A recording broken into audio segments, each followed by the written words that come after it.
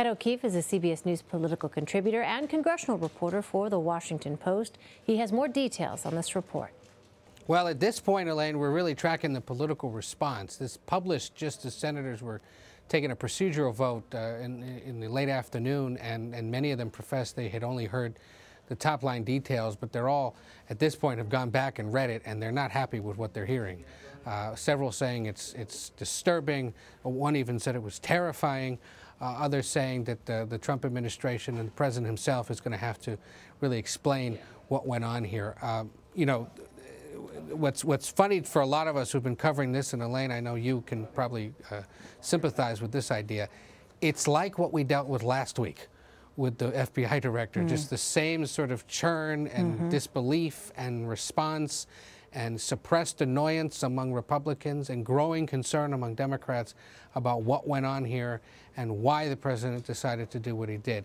The White House is denying it. I can tell you my colleagues who broke this story stand by the reporting and say that, you know, that everything that they have reported, and I know having sort of tracked it throughout the day here, is solid and true, and it's going to ripple across Washington and the world in the coming days. Right, and even as your reporters are standing by their reporting, we have a tweet from Donald Trump Jr. saying, amazing who wants to take bets that there aren't retractions. But I want to ask you about the lawmakers here recourse. This is the Trump Jr. tweet, by the way, amazing who wants to take bets that there aren't retractions. Realistically, what kind of leverage do lawmakers really have when it comes to trying to get some clarity from this White House? Well, at this point, remember, you have an ongoing House and Senate Intelligence Committee's investigations into Russia's meddling in the U.S. elections last year. This would seemingly be seen as a separate matter unless we see that there are connections between that investigation and what the president did in this meeting last week with Russian officials in the Oval Office. What lawmakers can push for is a further explanation from the president, details about who else was in the room, and possibly figure out then through those people what exactly was shared, in what matter, and what was it that compelled White House officials to apparently call the CIA director, the head of the NSA, and alert them to what had happened.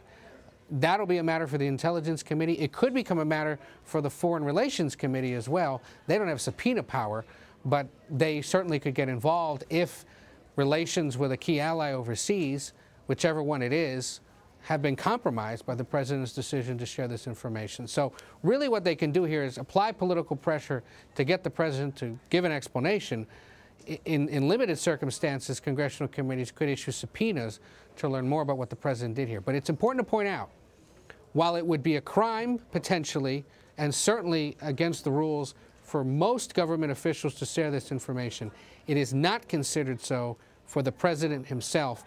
Whoever the president is has the power to declassify information if it's classified and sensitive. For example, later this year, the president faces a decision about whether or not to declassify all of the National Archives information on the assassination of John F. Kennedy. The decision rests with the president alone, no matter who that president is. In this case, the president could at some point here in the next few days just say, well, you know, I decided that it should be declassified. And that's totally within his legal authority. Yeah, that's an important point for our viewers to understand. Well, we know that this president is known to be unscripted throughout the campaign. In fact, he hit his opponent, Hillary Clinton, on this issue of the handling of classified information. Yeah. So against that backdrop, given that history, what position does that now put the president in? In the eyes of Democrats who've seen this reporting just in the last few hours, it inoculates those attacks, or it equalizes the president with his former political adversary. And they'll say, look, what you did is arguably worse than what the Secretary of State did through her email if you, in fact, knowingly took classified sensitive information and shared it with an adversary face-to-face.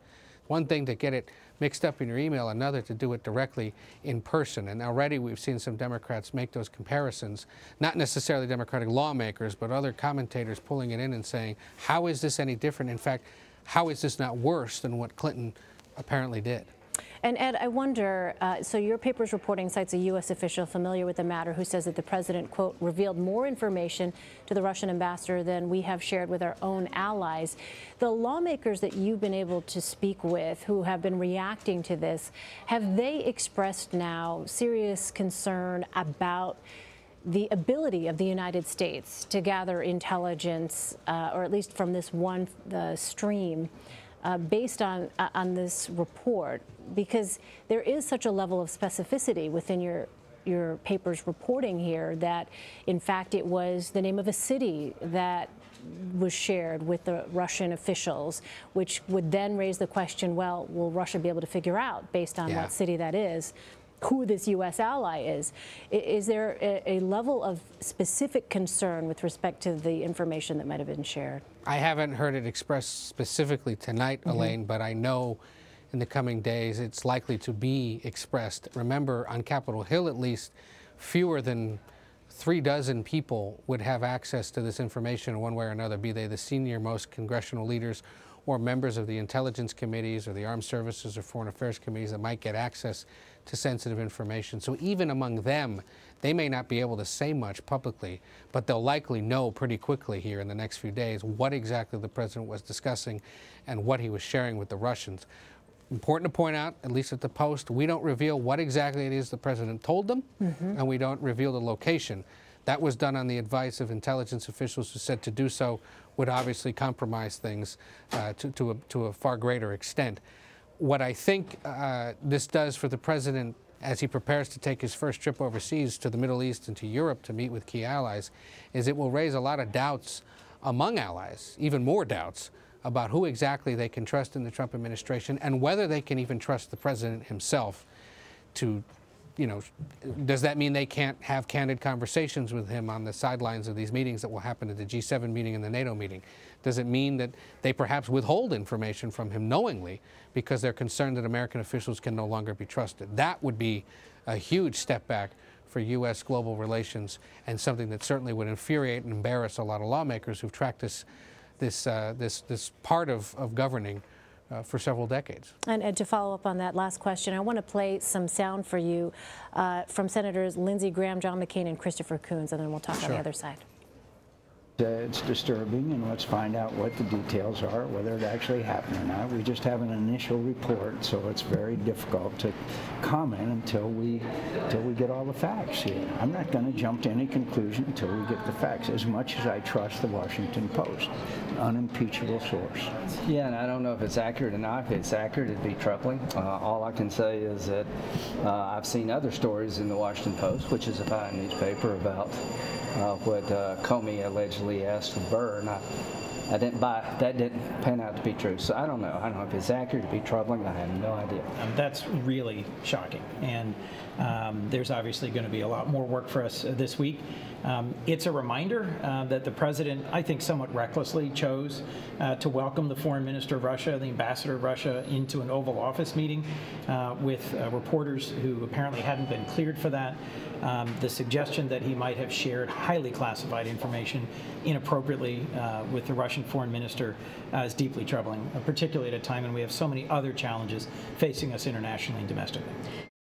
So, Ed, I guess the question is, does this leave room for anything else at a time when the president was hoping to push forward a legislative agenda? Yeah, we know Republicans, for example, in the Senate, which is now dealing with health care, are meeting this week. There was a meeting tonight. There'll be other meetings this week to sort of go over possible legislative remedies to reshape the nation's health care system.